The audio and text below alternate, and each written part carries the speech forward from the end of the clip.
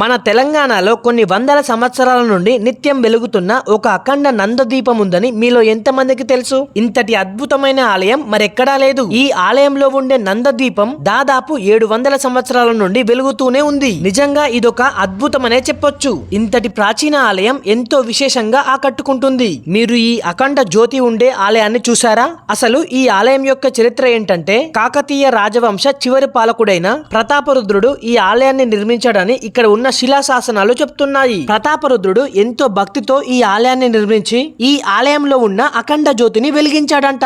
అప్పటి నుండి ఈ అఖండ నంది దీపం వెలుగుతూనే ఉంది. ఈ అఖండ దీపానికి భక్తులు నూనెని ఇచ్చేవారంట. ఇంతకీ ఈ ఆలయం ఎక్కడుందంటే రాజన్న సిరిసిల్ల డిస్టిక్ లోని గంభీరావుపేటలో ఉంది. ఈ ఆలయం హైదరాబాద్ కి 147 కిలోమీటర్స్ దూరంలో, వరంగల్ కి 137 కిలోమీటర్స్ దూరంలో, కరీంనగర్ కి 73 కిలోమీటర్స్ దూరంలో ఉంటుంది. మీరు ఈ వీకెండ్ లో ఒక అద్భుతమైన దేవాలయానికి వెళ్ళాలనుకుంటే ఇక్కడికి ఒకసారి తప్పకుండా వెళ్ళండి.